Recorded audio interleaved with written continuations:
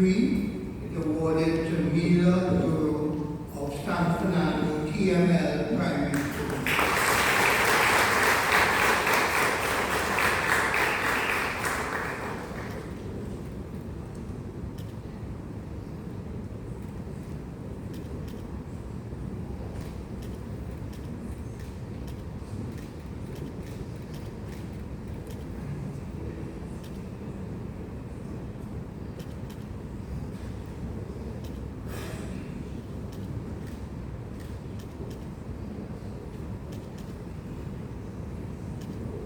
The silver medal for FEA 2023 is awarded to Ruthvika Caravana Kumar, formerly of Chirag Presbyterian Primary School.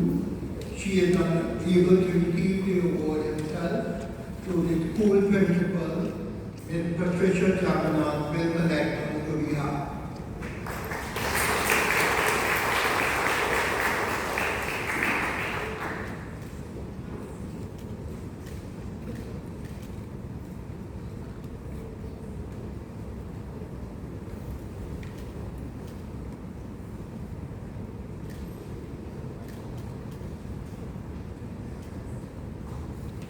The FEA 2024 gold medal goes to Aryan Ratkali of Felicity Hindu Primary School.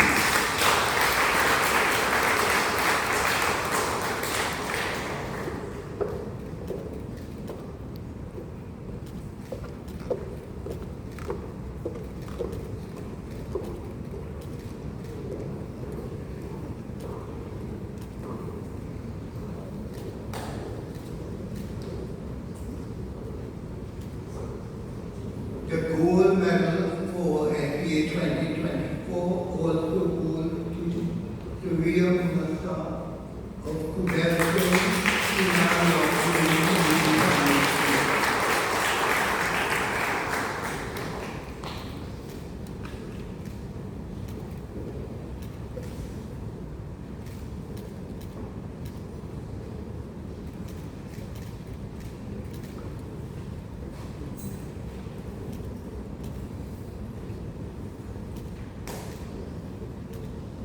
The silver medal for FEA 2024 goes to Liam Rajkumar, formerly of Freeport Presbyterian Primary School.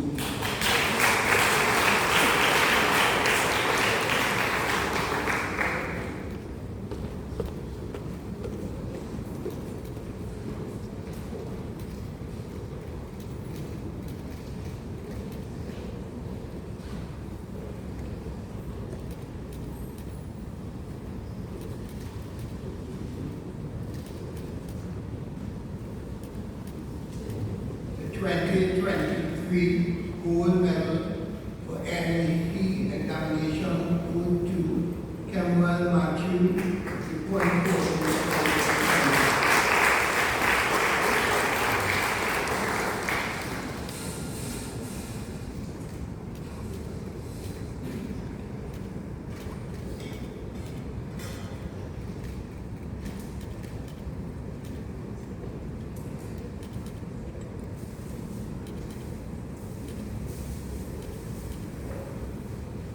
The 2024 gold medal NEP examination goes to Chanel Field of the Giga Martin Technology Center.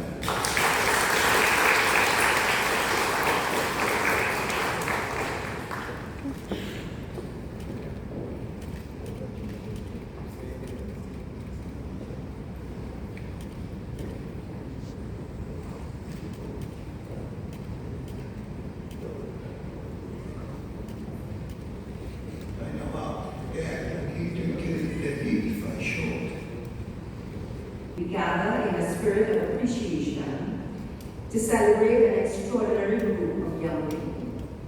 We gather in appreciation of a group of gifted young persons who, after years of study, sacrifice, and self-discipline, have earned every ounce of the recognition and acknowledgement we bestow upon them today. And so, let me say to each of you directly how much we appreciate proudly of your achievements. And because they also deserve it, let me say directly to your parents, teachers, friends and family, how very much we appreciate the fact that they have stood behind you, pouring their time, energy, resources and love into your success, and walking every step of this journey with you. What a joy and a privilege it must be for them to see the fruit of these efforts on display today. Congratulations again to all of you. We especially appreciate you, our medal winners, because we live in a time when the headlines are too often dominated by negative portrayals of young people. And what you have done through your achievements is remind us that there's a different story to be told. You have reminded us of the vast reservoir of positive potential that resides within the young people of our nation. And you have proven by your actions and your attitudes that our youth are capable of the highest levels of achievement, not only academically, but across all areas of human endeavor. In preparing for today's event, I read some of the newspaper reports about your comments and reactions to having won the President's Medal. One of the things that struck me was the maturity, thoughtfulness, and perspective that many of you expressed. One medal winner shared that after coming home from school, he would tackle the subjects he found most difficult first, before moving on to the easier ones, a practice that shows both discipline and strategy. Another spoke about trusting in God, which is as firm a foundation as any young person, or indeed any nation, could hope for. Yet another remarked, a small step is better than no step at all. A simple yet potent truth about persistence. Another thing that struck me was the wisdom that so many of you displayed in recognizing that success is not measured by academic results alone, but also by maintaining balance, often through involvement in extracurricular activities. That concept of balance was a common thread running through quite a few of your stories. While you excel in your studies, many of you also made the time to play musical instruments, compete in sport and dance, and participate in clubs such as astronomy, debate, and cultural organizations. I was struck by this, not just because your extracurricular pursuits are impressive in and of themselves, but because I truly believe that they help to cultivate something even more important, perhaps even without you realizing it. I believe that the extracurricular pursuits that you have undertaken help cultivate civic pride, teamwork, volunteerism, integrity, and respect for others. I believe that they teach you how to lead, how to listen, how to collaborate, and most importantly, how to serve. As fate would have it, Minister Dowlath and I were chatting only yesterday about how impressed we both are by the fact that today's parents are recognizing now, more than before, the invaluable benefits of supporting their children's extracurricular pursuits. And so I express appreciation to your parents and your guardians yet again for their wisdom in supporting you in these efforts. Awardees, you represent the recipients of an education that has afforded you the opportunity to be here today. As we honor the youth who wrote the SEA, CSEC, CAPE, and NEC examinations, we are reminded that the true wealth of Trinidad and Tobago does not lie in oil, gas, or land. It lies in the promise of our young people. Let's give them a wonderful round.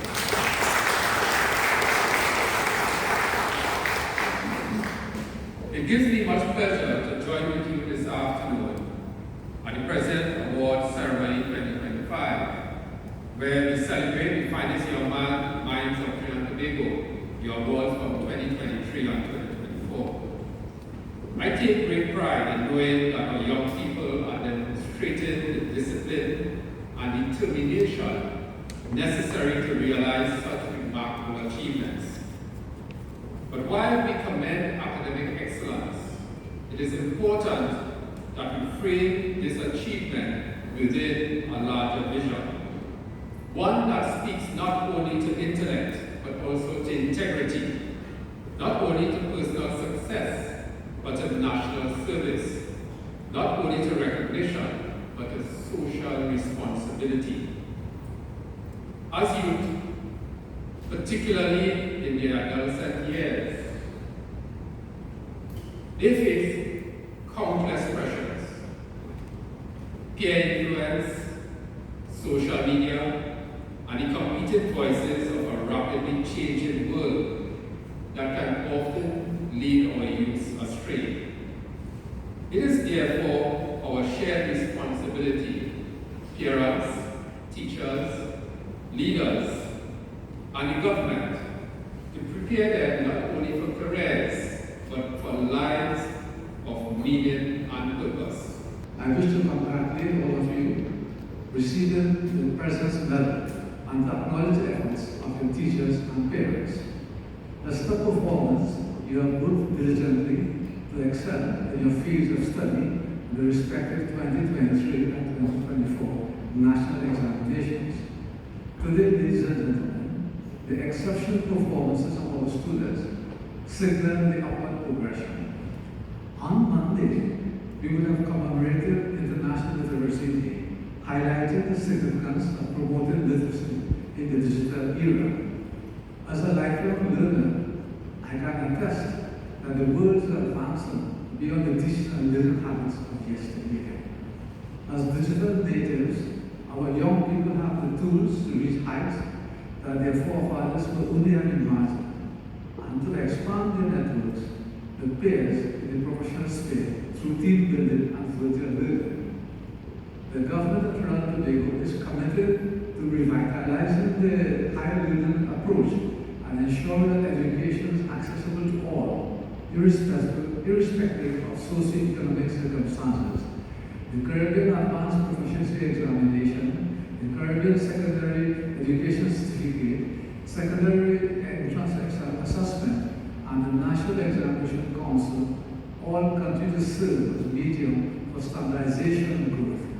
However, the Ministry of Tertiary Education and Skills Training is working to establish initiatives which will allow for the integration of skills training and comprehensive learning as we transform the professional landscape and higher education prospects within Trinidad and Tobago.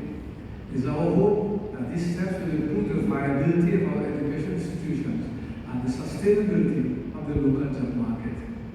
True investment in our young people require collaboration amongst every education arm for the formation of a system that is conducive to the active needs of the prospective students and those of the nation.